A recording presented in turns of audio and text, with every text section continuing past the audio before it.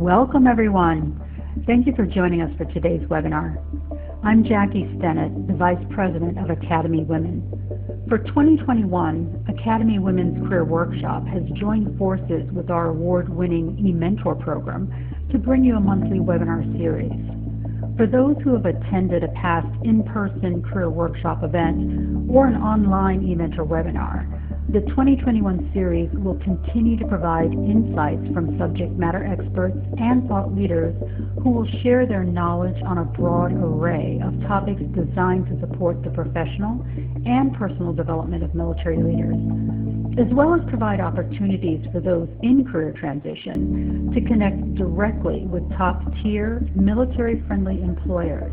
But now we'll have an even greater virtual reach into our community of Academy Women members and eMentor program participants.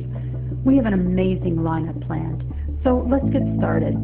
But first, I'd like to introduce Nikki Schuler, who will be your host today. Nikki is a U.S. Marine Corps veteran, a U.S. Naval Academy graduate, and is the director of our eMentor program. Under her guidance, the webinar series was first launched, and eMentor continues to flourish. Academy Women is so very lucky to have Nikki as part of our team. Please join me in welcoming Nikki to the virtual stage. Enjoy today's webinar, everyone. Nikki, over to you. Thank you, Jackie, for such a warm welcome. Hi, everyone, and welcome back to eMentor's webinar series. I'm Nikki Schuler, and as Jackie said, I'm the director of the eMentor program. If you're interested in any of the webinars that we've previously recorded, they are available on our website at www.ementorprogram.org under the Past Webinars tab. As we continue with today's webinar and officially launch the collaborative career coaching workshop series with the Academy Women, we are very excited to have you with us today, and we look to provide you with valuable content and support. Our goal is to connect you to a community of individuals who are here to support you in your career and life aspirations. One of the ways that we're able to do that is through these live webinars with subject matter experts who can advise you on various topics of interest to you. Once this webinar is over, we encourage you to look for a mentor who can help you one-on-one to help you succeed in your life's journey. You can sign up on our website at www.ementorprogram.org and keep an eye on our schedule for future webinars. And with that, I'd like to get started. Introduce today's guest speaker. Daphne Jefferson is an executive coach, author, speaker, facilitator, and consultant with over 20 years of experience as a senior executive within the federal government, including her roles as the former deputy administrator for the Federal Motor Carrier Safety Administration, counselor to the Chief of Staff in the Office of the Secretary of Transportation, Deputy Assistant Secretary for Administration in the U.S. Department of Transportation, Administrator in the Office of Financial and Administrative Management for the Employment and Training Administration, and Director in Business Integration for NASA. As the principal of Jefferson Consulting Group, Daphne is passionate about helping leaders gracefully navigate the challenges of professional and personal transitions, and has worked with leaders at varying levels within the government, private sector, nonprofit industry, and academia. Daphne is a noted speaker who has delivered keynote addresses to a wide range of public and private sector organizations on the topics of leadership, diversity and inclusion, transportation, and technology. Daphne served as a Brookings Institution Legislative Fellow in the U.S. House of Representatives and holds a Master's in Public Administration from American University, a certificate in leadership coaching from Georgetown University, and is a professional certified coach through the International Coaching Federation. Daphne is also the author of the book, Dropping the Mask, which explores the intersection of leadership and identity and enjoys cooking, reading, traveling, and learning the art of metalsmithing. So welcome to you, Miss Daphne. Thank you so much, Nikki, and thank you to Jackie for inviting me. This is a great group of folks, and I'm always excited to talk to people and encourage people to consider the senior executive service in their career path. So with that, why don't we just go ahead and jump in? And today we're going to focus on navigating this thing called the senior executive service. It can appear to be daunting and we're putting up a poll, and I'm just curious, of the folks in the audience, have you ever applied for a senior executive service position? If it's yes, you're SES already, or if you've been thinking about it. So we'll give you a couple of seconds to jump in, because this will be really helpful in understanding the familiarity with the audience. And so Nikki will give me the high sign when it's time to cut off the poll.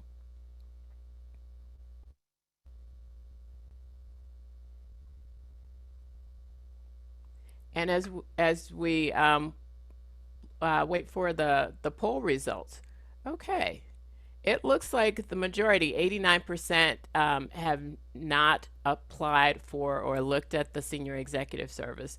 We do have, we've got one current SES in the audience, and a couple of folks who have applied, and and also in the process of applying. So this is a good starting point. And we'll go to the next slide and talk about the overview and what we'll be talking about today.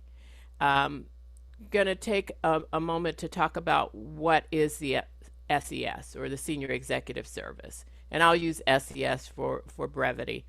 The types of positions, the types of appointments, career versus non-career and limited appointments. We'll spend some time on the qualifications, which are those executive core qualifications that may be so daunting for people as they're thinking about it. And then navigating the appointment process and talking about the steps that you can go through, and some tips and tricks, hopefully, that will help you. And then talk about succeeding as an SES. What's it like to be an SES? And then finally, are you ready for SES? And as Nikki said, we encourage you, if you have questions, please jump in with your questions, because I think this will give us an opportunity. My goal today is to make sure that you're getting the information that you need to make a decision, and hopefully to do some myth busting and help you to move forward in this process. And so we'll go ahead and get started with what is the Senior Executive Service? And the Senior Executive Service grew out of a need to have an experienced core of federal leaders that are responsible for the day-to-day executive management of federal agencies. They're civil service positions within government, and they're the equivalent to general officer or flag officer ranks in the U.S. Armed Forces. In the late 1970s, federal grades were kind of compressed at the GS 15, and then they had the super grades of GS 16, 17, and 18. The thought was that there needed to be some clear delineation of roles, responsibilities, and obligations of the senior team. And so we'll go to the next slide and talk a little bit about the types of appointments. Now, there are really two types of appointments for the 8,000 members of the Senior Executive Service. And the number of senior executives is capped by law. Right now, there are probably around 7,200 to 7,600 people who are actively serving in senior executive service positions. And those do include career reserved. And there are a certain number of positions within the senior executive service that are reserved for career appointees. And that makes up about 90% of the SES force. And then there are general positions, and they can be filled by any type of SES, to include political appointees. And so that represents about 10%. And the number of general positions is limited because the SES is intended by and large to be a career force that can migrate from political administration to political administration and providing stability in government. And so for those of you who have been actively involved in the military, you've served in leadership positions and understand this process. And so there are some affinities between military senior leadership and the career SES. And the types of appointments for SES include career, and those are selected through merit staffing. Those are competitive. It goes through a process within the federal department or agency that's hiring, and is then approved through the Office of Personnel Management's Qualifications Review Board. We'll talk a little bit about that later. And then there are non-career positions, and those are general appointments that are not competitive, primarily political. There are limited term appointments that are renewable on a non-renewable, and they are for a 3-year term.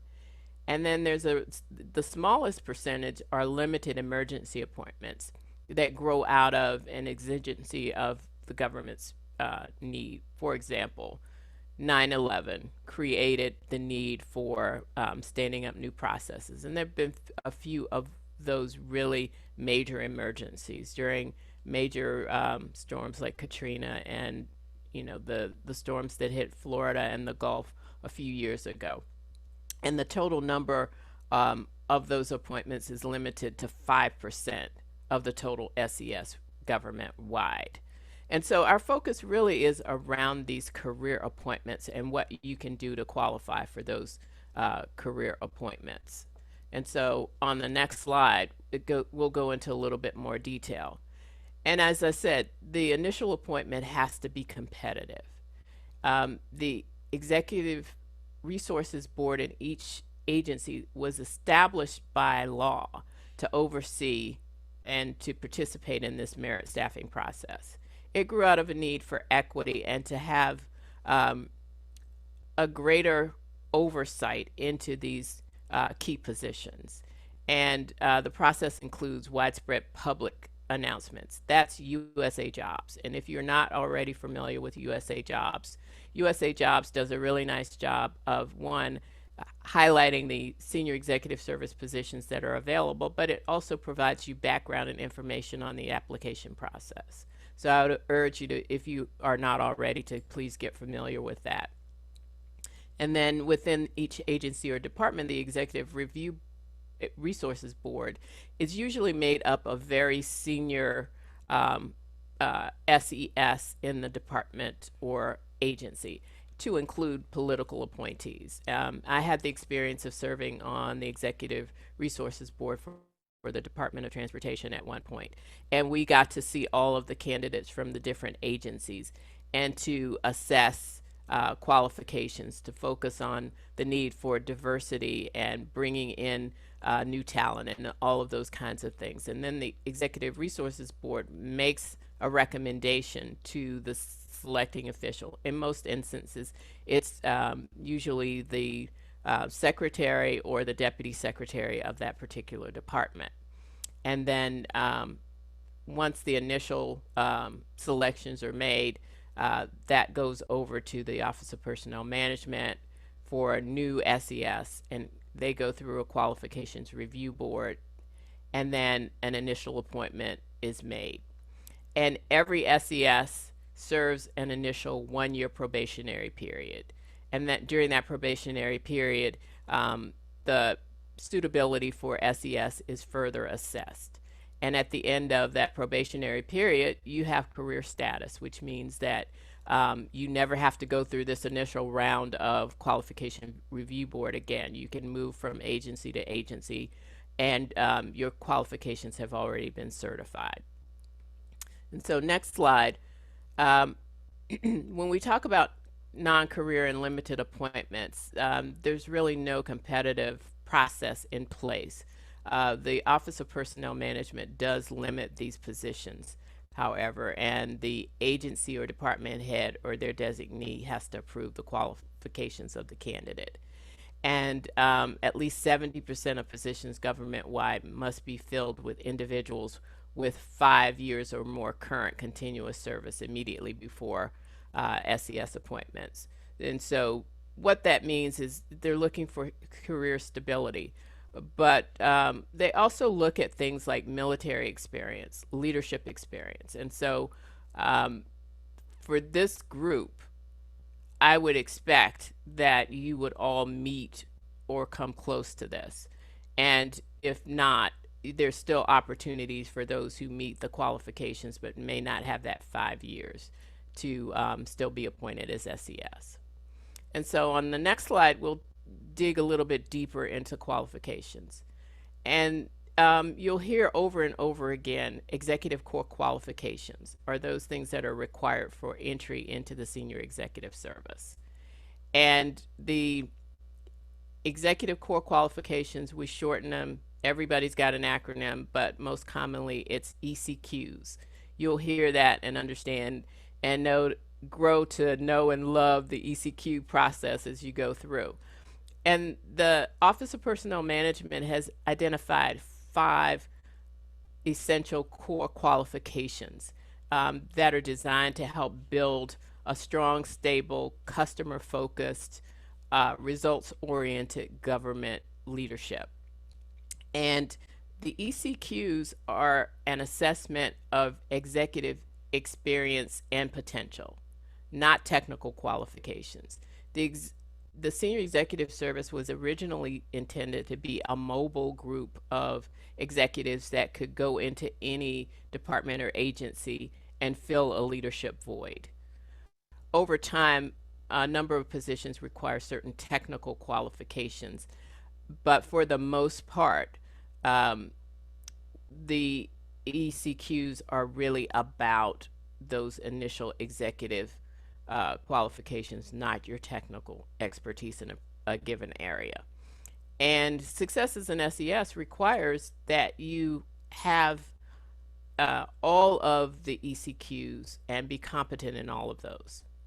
And I do want to make a note that initial appointment to the Senior Executive Service, unlike other career appointments at the GS-15 level and below, veterans preference does not apply to the SES position. And that's based on the statute that the SES was formed under.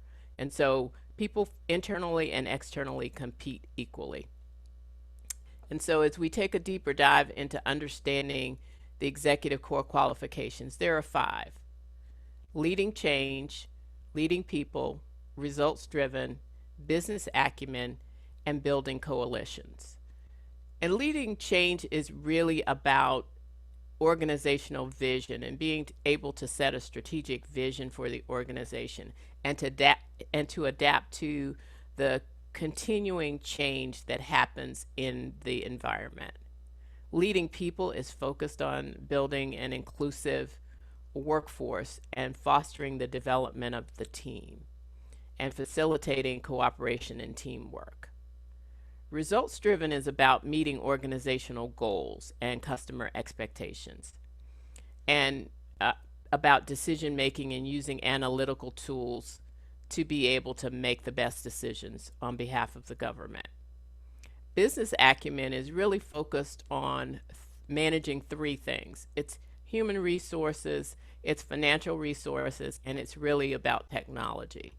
And as you take a deeper dive into each one of these ECQs, there is a handy guide to the SES that's available on the OPM website that gives you more detail on each one of the ECQs, to include the last one, building coalitions, which is about fostering internal and external partnerships and being able to develop relationships across government, across the private sector, with other U.S. government entities, with the military, etc.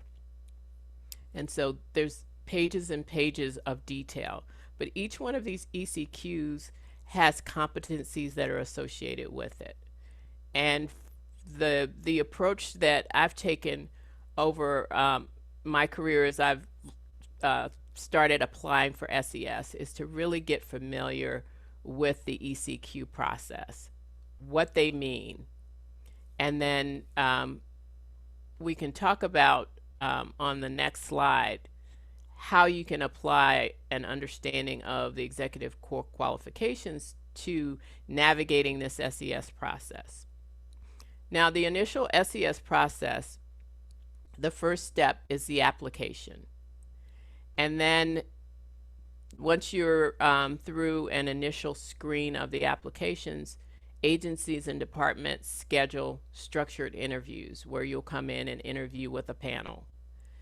And then once the selecting official has their leading candidate, that application package is then transferred back to the Office of Personnel Management to a Qualifications Review Board to go through it and to ensure that the qualifications and the capabilities of those candidates is meets the SES requirements. And this gives an unbiased view of the candidate outside of the selecting official. And I've had experience throughout this whole process. I've applied for a number of different SES positions within a number of different agencies. I've also been a part of the Executive Resources Board and that decision-making process.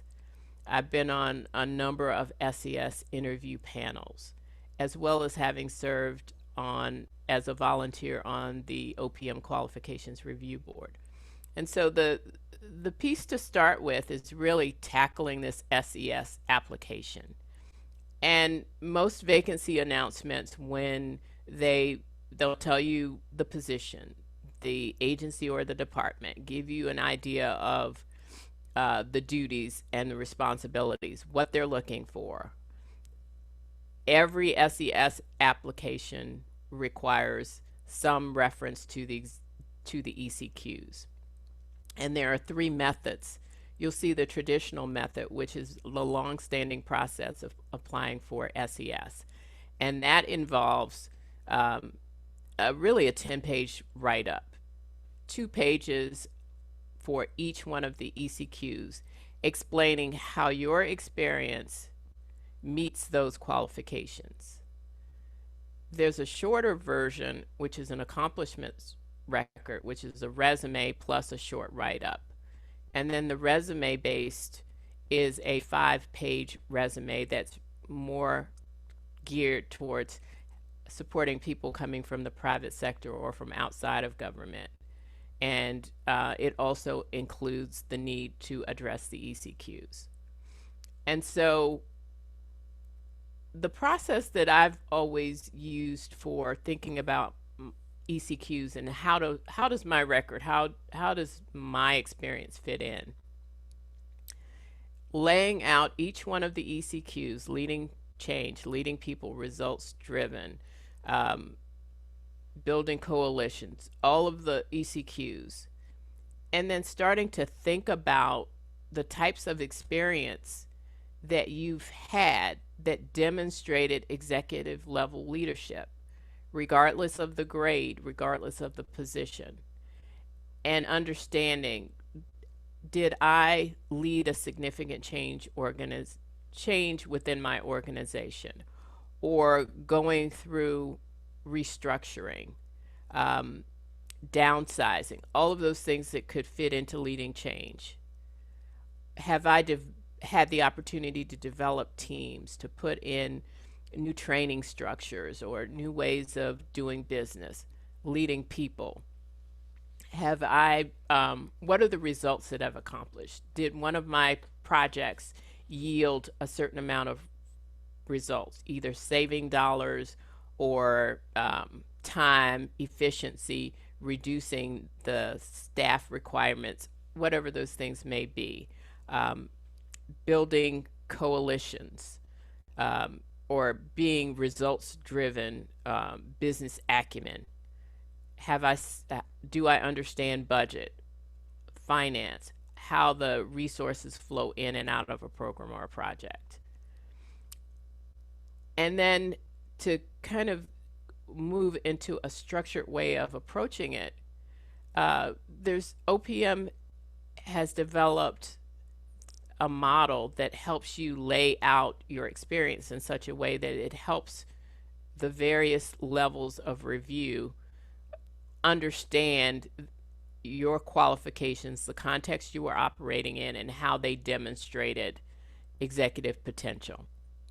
And it's abbreviated, another acronym, I apologize, CCAR: challenge, context, action, and results.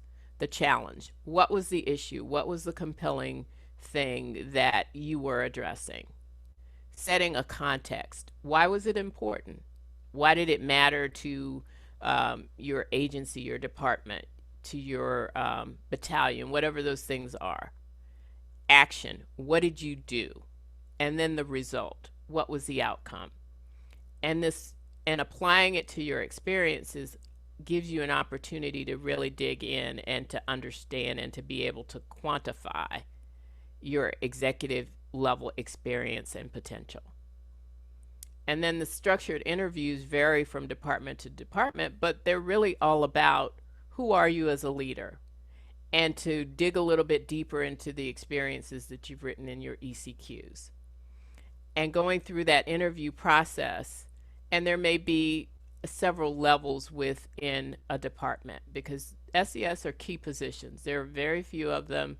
They are limited. They are allocated by Office of Personnel Management. And so organizations are very picky, but they're also looking for people who have leadership. And particularly important is for you to understand, if you've been a leader in the military, in the armed services, you already bring a wealth of experience. And so being able to connect and to articulate how that level of experience qualifies you for the position that you're applying for, it's probably easier for you with the background than it would be for somebody else.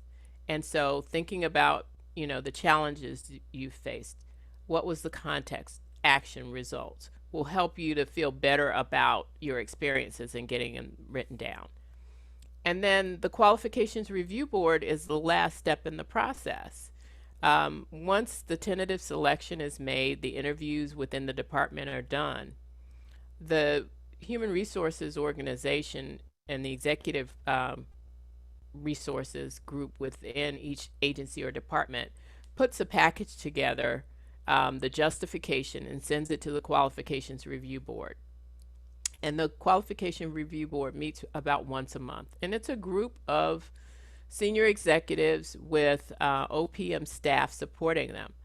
And the process works. You get a group of applications, and we have a rating sheet, and you go through and you match. And what we're looking for is to see if you've hit those executive core qualifications at a level that speaks to executive level leadership versus, mid-level manager or team lead, and to be able to see that you've articulated the experiences.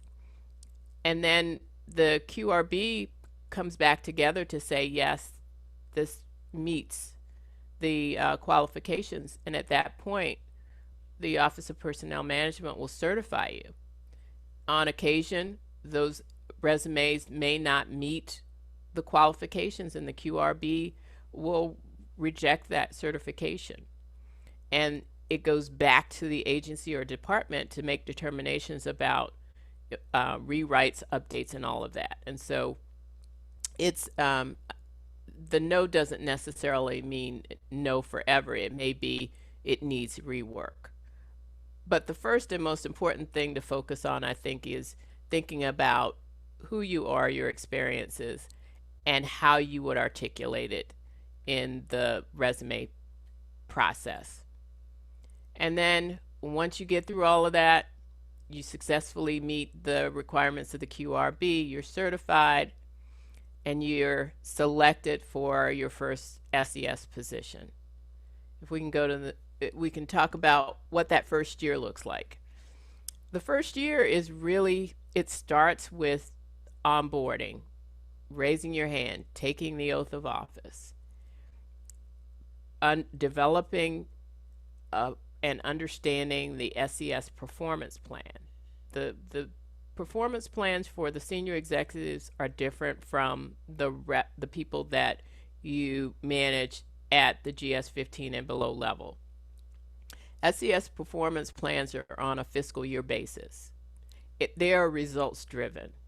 This is the government's way of moving from pay for performance, because your results are stated, they're detailed, they're SMART goals. You have deliverables within the course of the year. In addition to every SES in an organization has the same re, qualifications and information in their performance plan regarding the 5 ECQs. You never get away from the 5 ECQs because that's how you're operating, that's how you're measured. And then there'll be additional results and business goals for your organization. And at the end of the year, at performance time, you meet with your leadership, you go over your performance plan, and if you're meeting expectations, if you're exceeding or going to the highest level, then your bonuses and your pay increases are based on performance. You don't get automatic pay increases when you're a senior executive. Bonuses are not automatic, but they are significant to encourage and incentivize performance. In addition to that, as a senior executive, you get to accumulate additional leave. Senior executives get to carry over 720 hours of annual leave versus 240 hours for everyone else. The reason being is you're not always able to take leave, especially in the first couple of years. And there's a recognition and an accommodation for that. And then when it comes to time for the performance reviews, the individual agencies and will send forward to the department level all of their recommendations for ratings as well as performance bonuses and pay increases to a central performance review board that goes through and makes sure that the performance meets the same standards. It applies consistency. It also views it through an equity lens to make sure that diversity, equity, and inclusion are being met and that favoritism is screened out. And so after that, the individual leadership is able to release the final performance reviews, and then the cycle starts all over again. But ultimately, succeeding as an SES requires having a vision, having the ability to effectively lead a team.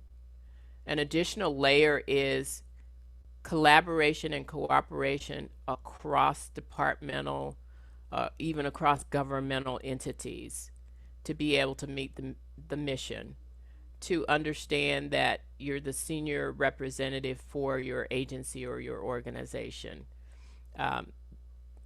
building coalitions and relationships with external groups, being able to communicate an effective vision, to always, always, always have a focus on the needs of the American people. You serve at the pleasure of the head of the department, but we're really serving the needs of our constituencies. I spent 30 plus years in government, probably the last half of that as a senior executive. And each and every time, I never forgot the reason I was there. I was serving the bigger mission. Senior executives get out of their stovepipe and they represent the greater good, the larger picture, to be able to collaborate and sometimes to make resource decisions and personnel decisions that take into consideration what's the strategic goal, the vision of the organization, of the administration. And so it's an awesome responsibility. It's a big job. It's an exciting job. It's tough sometimes to get in, but it's not impossible. I sit here today to say that I didn't get my first SES job that I applied for. I probably didn't get my second or maybe even my third. But I think persistence and understanding who I am as a leader and what I represent has helped me to be successful and to build and develop teams that are second to none. I'm a little bit biased, but I think the teams that I've worked with have been terrific. I could not have been successful without the people who are supporting me. And my job as an SES and as a leader was to support them in every way I could. And so I think succeeding as an SES at its heart is to have those values of service, integrity, to be a principled leader, and to understand that we get the work of government done through the people who work with and for us. And so I'm always excited about encouraging leaders to consider the senior executive service, because government desperately needs the best and the brightest. And so my last slide is a question. Are you ready for the SES? And hopefully most of you will say yes. And I think with that, Nikki, I'm ready to take questions or hear comments. Wonderful. Thank you for that very helpful and informative discussion. I appreciate your time today.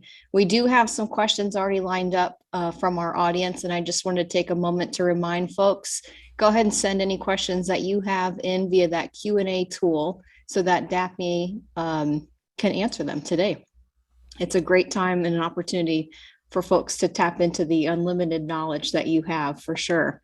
So I'm going to go ahead, before we get started, I'm going to launch one more poll for folks to take, just to let us know how they enjoyed today's conversation. So we'll send that out. Questions are coming in. One thing that it seemed obvious while you were kind of going through the application process is that when you are writing your resume, you're basically telling stories with quantitative data. Is that right? That's a great way of describing it. It's about being able to tell your story. And I think everybody in this audience has a great story or a set of great stories.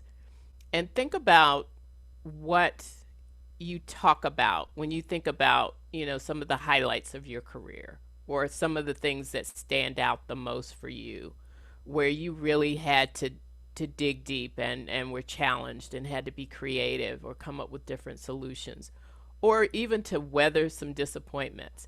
It's being able to tell a story and be able to back up that story, because it's important. Your ECQs, as you're going through that process, your resume, it's all about who you are as a leader, and it's your calling card. And think about the fact that there will be probably dozens of people that review your application, your resume at one point or another, who don't know you. And so what you're doing is introducing yourself, helping people to get to know you, but also, how do you tell the story of your greatest challenges and your greatest triumphs? Yeah, very well said. Very well said. I'm going to get to some of these questions that we have rolling in before we get swamped in them. So This question is from Natalie. She says, what would you say are the key skills you need to be selected as and succeed as a SES? And you kind of hinted at some of these during your presentation. And then the second half of her question is, if we are still on active duty, what can we do now to start building those skills? That's a great question, Natalie. First of all, I think the key skills are people skills, first and foremost. It's about leading people and understanding that there are challenges, but there are also great opportunities in it. Understanding this idea of leading change. This country, this world is on just almost a constant state of change and transition. How do you navigate that? And so being able to keep a clear focus on your vision, on your mission, despite all of the swirl that's going on. And then how do you keep your team engaged and focused and sort of harnessing their best efforts and being that calm in the storm that helps guide you to your mission. I think being ruthlessly focused on managing resources, first and foremost, is people. Second, as senior executives, and I'm sure as the same with the military, our budgets are big.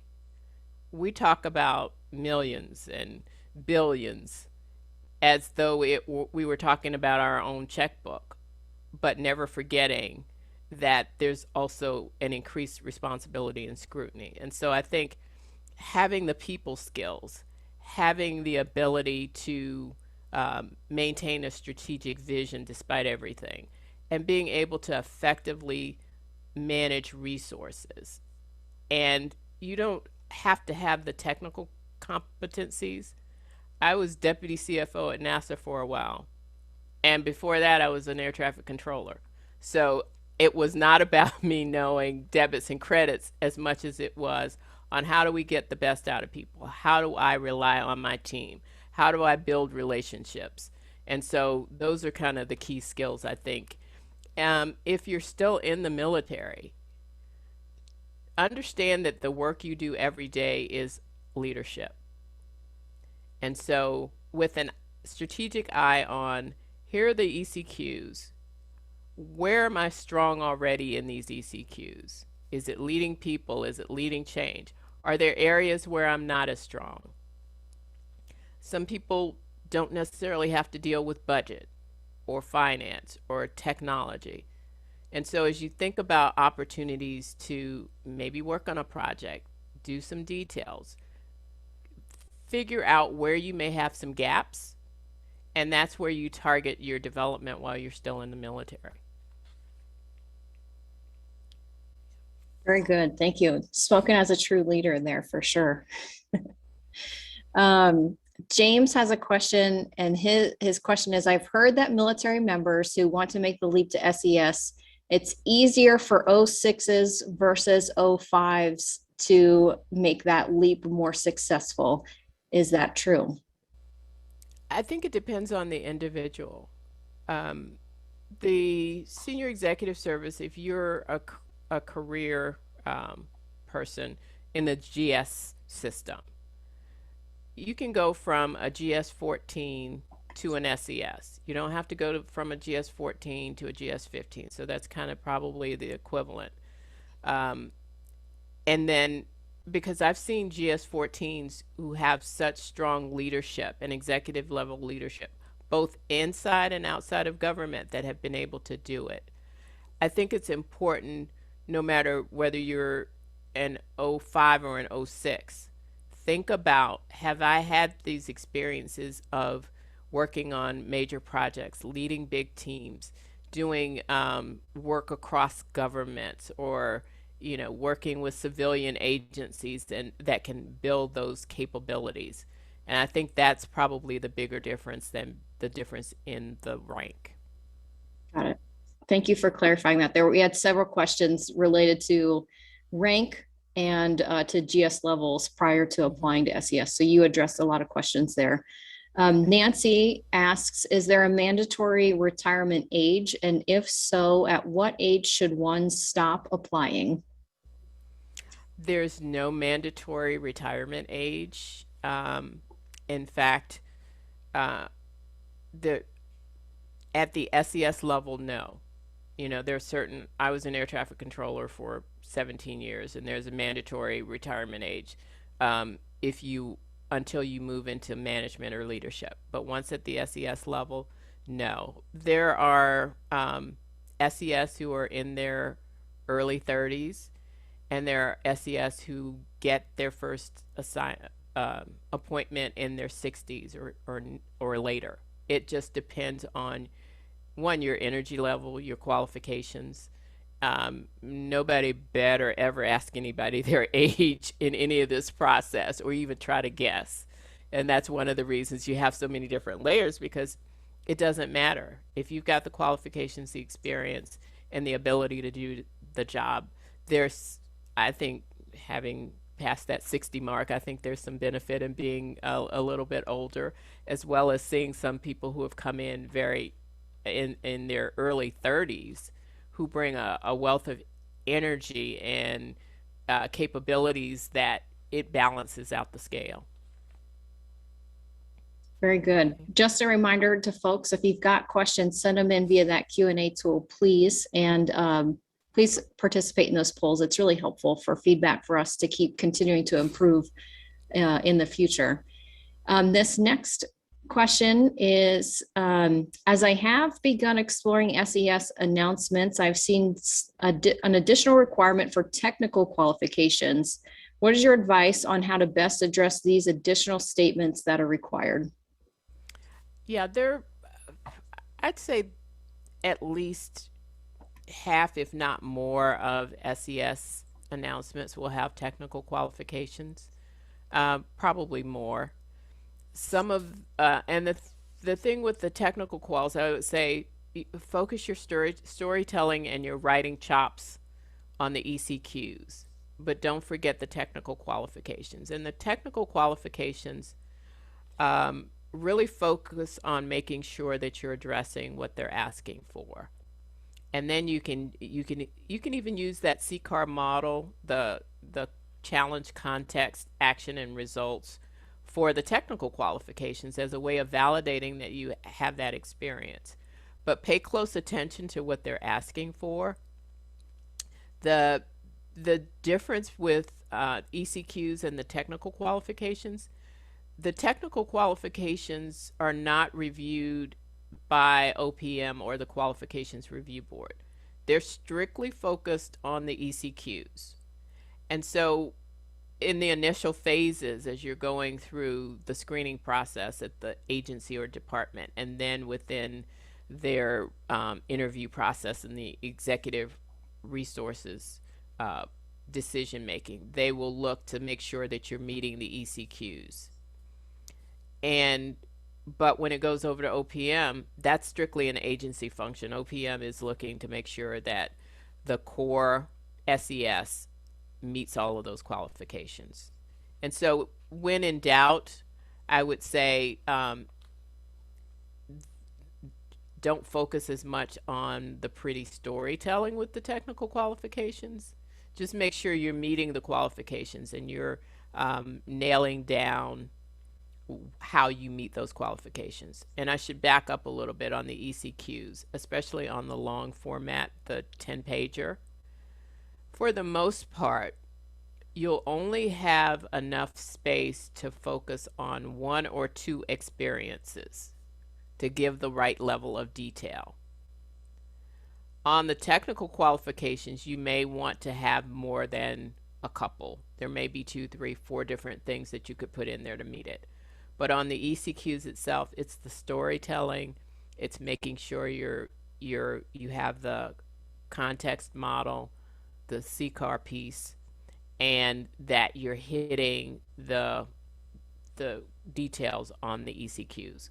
Go back, if you haven't already, look at the OPM guide, because under each one of them, they'll have things like, flexibility, political savvy, all of those things that will help you to be able to strengthen your write-up. Okay. Great. Next question is from Elizabeth. And her question is, what is the best way to approach an SES to get feedback or mentorship? I think direct. Most SES, to include myself, are always happy to talk to somebody who's interested in the SES or understanding the experience, or, can you take a look at my resume? Can you take a look at what I'm thinking about, or just to, kind of thought partner. I would say if you know of an SES, or even reaching out to your network to say, hey, do you know any SES that I could reach out to? And then send them an email or text or contact them. And, a part of our job as SES is to develop the next generation of leaders. And so I always felt like it was my responsibility if somebody was interested. And at Department of Transportation, we actually created a program called Getting to the SES. for people at particularly the GS 14 and 15 level to be able to hear from SES, understand what the real experience is like. We did workshops on how to develop your ECQs and things like that. And there may be opportunities out there for you to do that as well. And I just want to take a moment to also include you, because this is part of, I mean, your consulting group does assist in this as well, right? They could work with Right. you, with your firm to address those things. Absolutely. Okay. Absolutely. Okay, we're moving right along. We've got more in the hopper. Thanks for good. being, thanks for your endurance today. Jennifer has a question. Are SES positions posted on USA Jobs, agency sites, or word of mouth only? SES positions are posted on USA Jobs. Okay. That's the primary. And they are required to be put out for so that the public can have access. Now, individual agencies and departments will do postings internally, but more than likely they're just going to put a link that puts you right back to USA Jobs. And USA Jobs, you can, if you haven't already, you can set up an account. You can set up a notification system so that when new SCS positions become available, and you can even, if you've got specific agencies you're looking for or specific job types and titles that you're looking for, you can set those up. And if you see, and a lot of times agencies, if they want to broaden the applicant pool, they may post on USA, they may post on LinkedIn, they may go out to headhunters and do executive searches and all of that, but it all goes back to USA Jobs. Okay, good. Jennifer says, what's the work-life balance like as an SES? The work-life balance can be challenging. It really is up to the individual to decide how much work and how much life, and it shifts.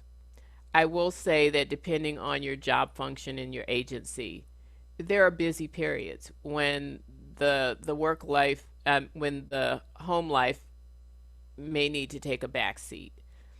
And I've been fortunate. I tell people all the time, I wouldn't have been an SES if I didn't have a husband that forced me to sit down and do my ECQs when I got frustrated. And so having a network, a partner, to be able to support and understand that it does take a lot at times. When we get beyond COVID, sometimes the travel can be a bit much. But I would urge anybody to think about, how do I set parameters and boundaries and understand that I need a healthy home life just like I need a healthy career, and being able to understand and articulate that. You work hard as an SES, but I don't think I've had a job where I could say that I really felt like I made as big of a contribution to the government, to the American people. And I spent a lot of times in safety related agencies, and so I honestly believe the work I did saved lives. And so there's this purpose and passion that helps to drive you. It just needs to be balanced by self-care and making sure you're maintaining balances. Very good. Okay. Is there also a waiting period for those on active duty who have to retire before a potential SES appointment? No, not that I know of. And that may be a question to ask if you are applying to a specific department. The departments that have most of the SES are Department of Defense and Department of Justice. And I've seen people who retire and then move right into an SES position because they're working on the selection process as they're exiting. And the selection process can be long. They're trying to shorten it, but it can be anywhere from 3 to 6 months. And that's just the real unfortunate part about it. 3 months is on the short side, 6 months is probably on the extreme. And so if somebody's thinking, if they've got their retirement date in mind, they can start applying as long as it's all right with their command. They can start working on their exit strategy. Okay. Another question here. It says, this individual retired from the Marine Corps as an E7, have been with VBA for 2 years and will be a GS-10 in 2 weeks. All but a dissertation away from completing a doctoral program in organizational leadership and healthcare administration. As a VSR, how can I qualify for SES? Well, I think that the qualification would not be on the GS-10 level, but as I said, your qualifications are more than just your current job. Mm-hmm. And it speaks to having demonstrated executive level experience in other places. You may be able to do it that way, because ultimately an SES appointment is separate and apart from the traditional, GS 9, 11, 12. You make your way up and then you get promoted. SES come from all backgrounds and from in and out of the department. And if you're already with a federal agency, it may help to have some discussion with their executive resources team, who may be able to look at your resume, look at your qualifications to see if there's a way for you to qualify. Bernice's question kind of goes along with that, and it's, can education be substituted for experience when applying for the SES? For example, does higher education, such as a master's degree, make you more competitive in these situations?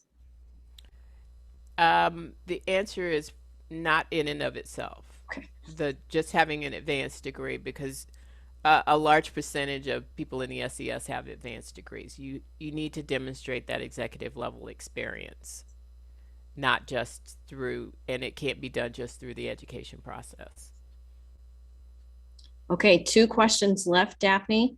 One is an easy one. It's from Ronald, and he would just ask for some clarification. Do SESs get location pay? It's not based on locality pay as it would be for the GS. The difference, though, is the top of an SES now is like 199,000, and I would expect in January it'll go over the $200,000 mark.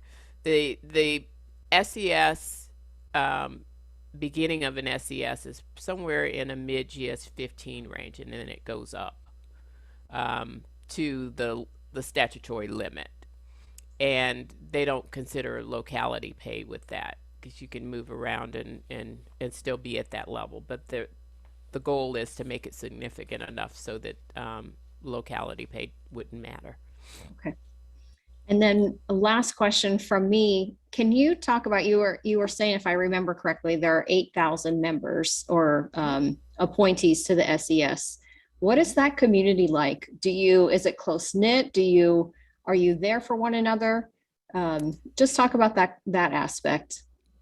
Absolutely, and I will put in a plug for the Senior Executive Association. It's I think it's a 501c3 not-for-profit group that really advocates for SES. They put on they support the Presidential Rank Awards, which I didn't talk about, which are performance awards that the top 5% of SES are eligible for. They also provide development. We didn't go into a lot of detail, but executives are expected to continue developing themselves.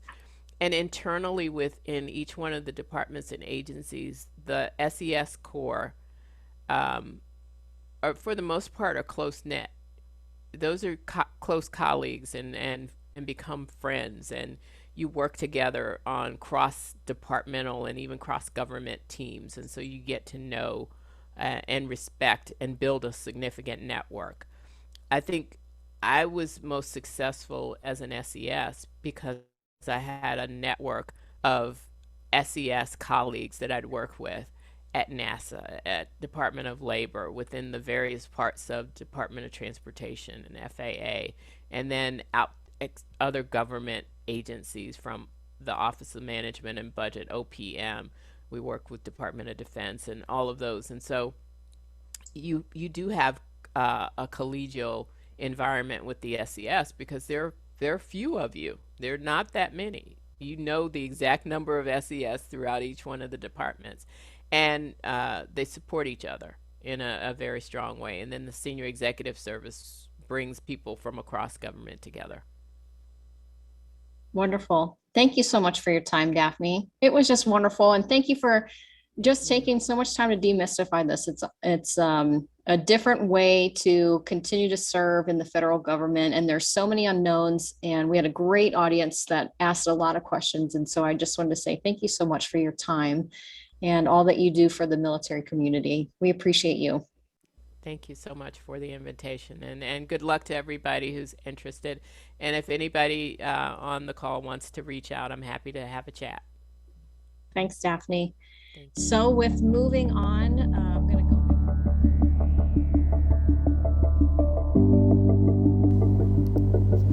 Thanks again for watching. If you're interested in joining eMentor to be the first to receive more information for an upcoming webcast, or if you'd like to find a mentor who can assist you one-on-one with your personal, professional, and business-related goals, you can join our program by visiting our website, www.ementorprogram.org, or send an email to admin@ementorprogram.org. Finally, feel free to follow along with eMentor on our social sites shown on the screen. We hope to see you at the next event.